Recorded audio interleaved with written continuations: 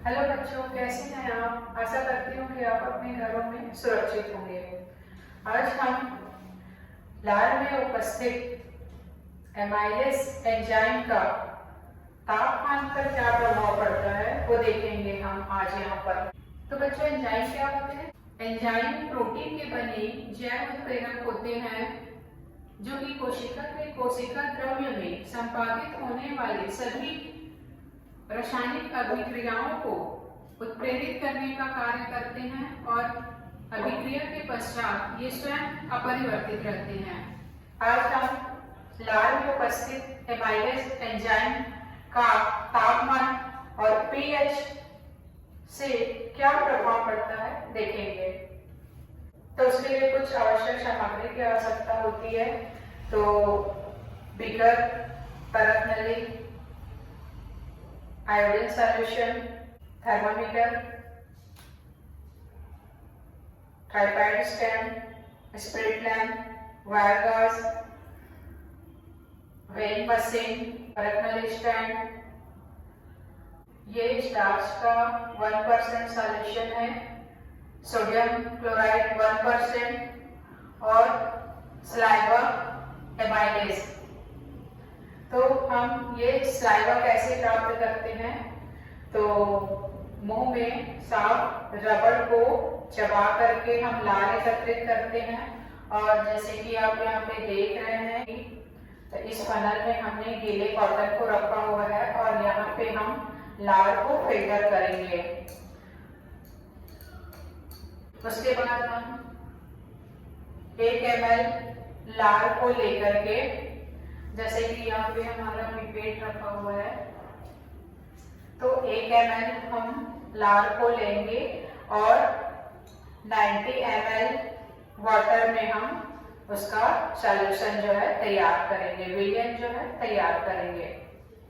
तो आप देख रहे हैं यहाँ पे तापमान के प्रभाव के लिए हमने क्या किया है कि एक टेम्परेचर हमने 80 डिग्री रखा हुआ है, 80 डिग्री सेल्सियस रखा हुआ है और दूसरा जो है 37 डिग्री सेल्सियस है और तीसरा यहाँ पे देख रहे हैं आप 5 डिग्री सेल्सियस रखा गया है। इसमें हमने आइस को लिया हुआ है, बर्फ को यहाँ पे लिया हुआ है कम तापमान के लिए। तो इस प्रकार हमने यहाँ पे 5 डिग्री सेल्सियस रखा है तापमान और ये 37 डिग्री सेल्सियस और ये 80 डिग्री सेल्सियस।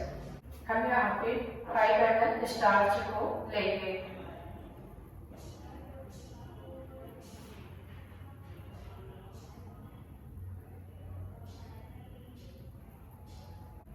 और 1 ml sodium chloride, 1 ml sodium chloride लेंगे, 1 ml सलाइवा,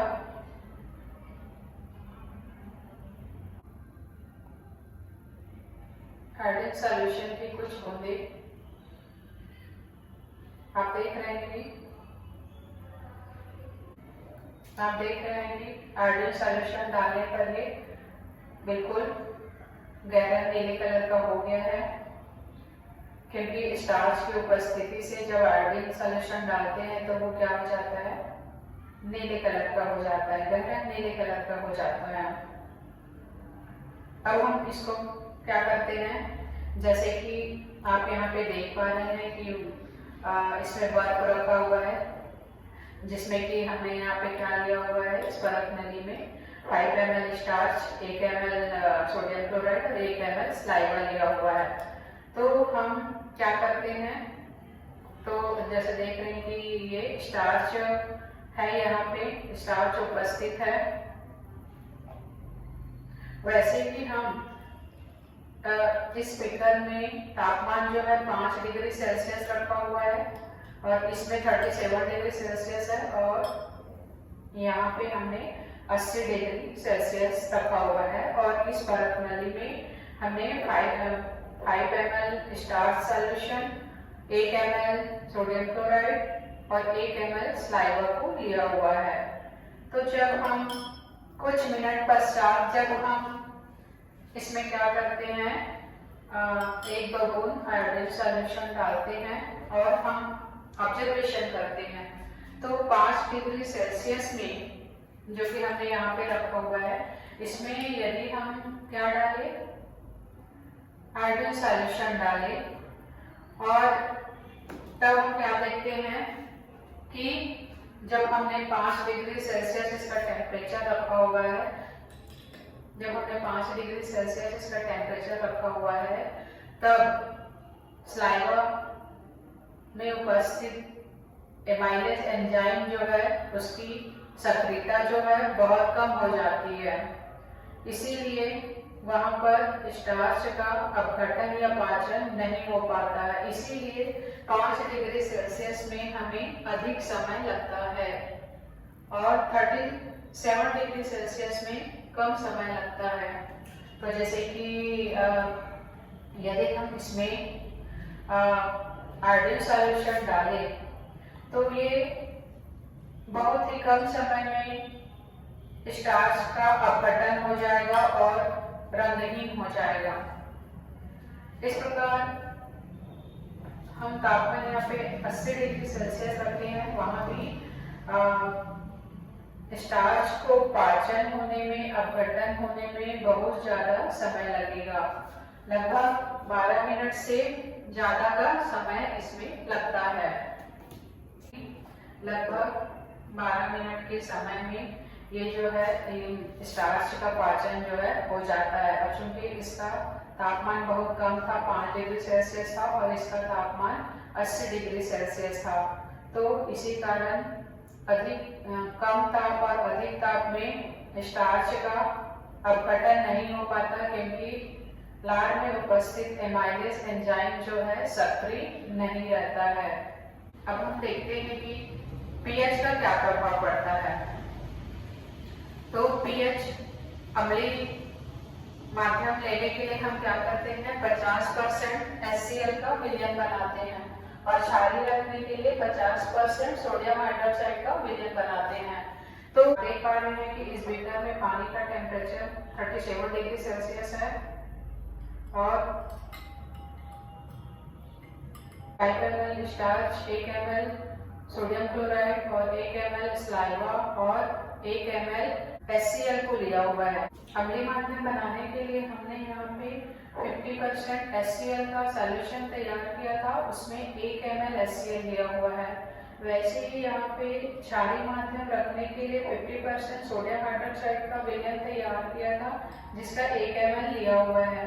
इसका मतलब क्या हुआ कि हमने 5 ml starch, 1 ml sodium chloride, 1 ml saliva और 1 ml सोडियम हाइड्रोक्साइड लिया है। जबकि ये बीच वाले टेस्ट ट्यूब में हमने 5 ml starch, 1 ml sodium chloride, 1 ml saliva और 1 ml डिस्टिल्ड वाटर लिया हुआ है।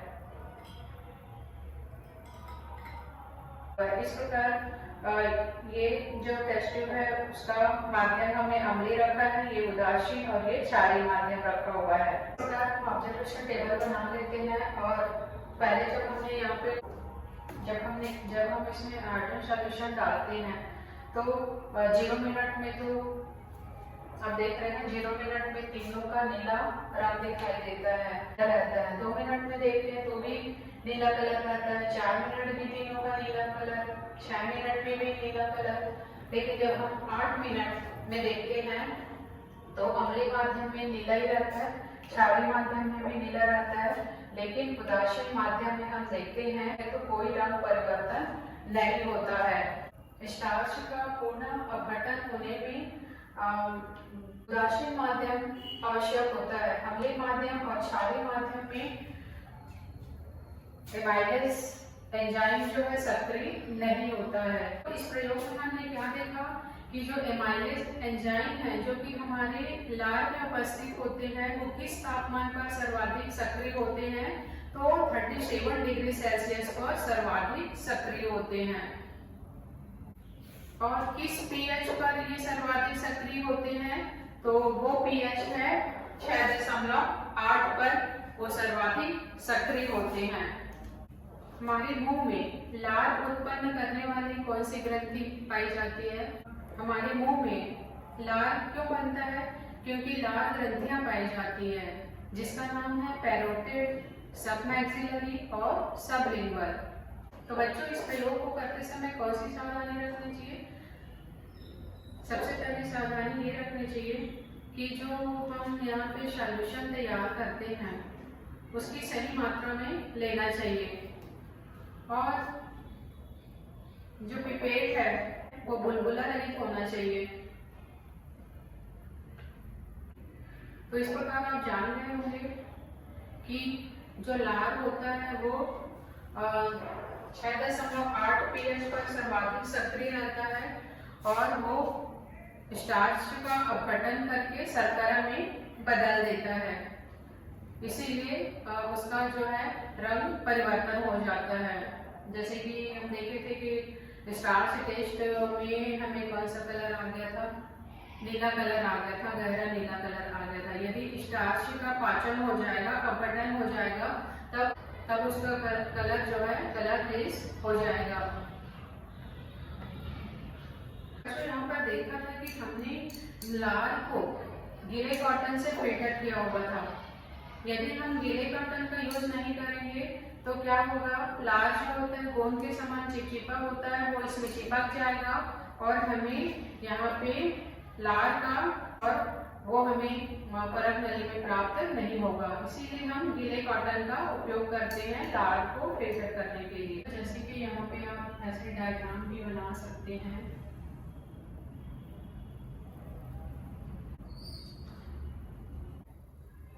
बीकर,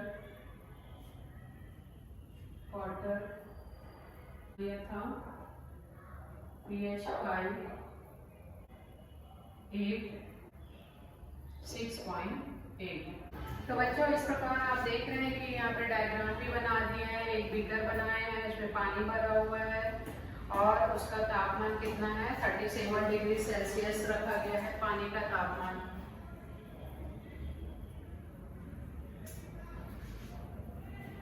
तो यहाँ पे देख पा रहे हैं कि एक बीकर बनाया है, इसमें पानी रखा हुआ है और उसका तापमान 37 डिग्री सेल्सियस है और तीनों परत नली को हमने इस वाटर बाथ में रखा हुआ है। और जैसे कि आप देख रहे हैं कि इस परत नली में pH 5 रखा गया है, माध्यम अम्लीय है। यहाँ पे pH 6.8 रखा गया, उदासीन है और यहाँ पे pH 8 रखा गया है। तो इस प्रकार आप pH का प्रभाव एमाइलेज एंजाइम पर ऐसे आप डायग्राम भी आप बना सकते हैं।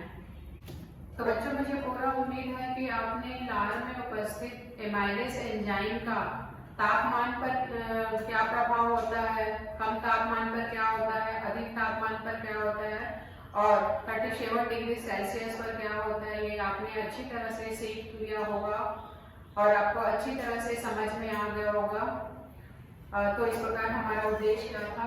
लार में उपस्थित एमाइलेज पर तापमान और pH के प्रभाव का अध्ययन करना। बच्चों मुझे पूरा उम्मीद है कि आपको ये एक्सपेरिमेंट समझ में आ गया होगा। अब नेक्स्ट वीडियो में अगले टॉपिक की चर्चा करेंगे। तब तक के लिए आप अपने घरों में नियमित अध्ययन करें, स्वस्थ रहें, सुरक्षित रहें। Thanks for watching.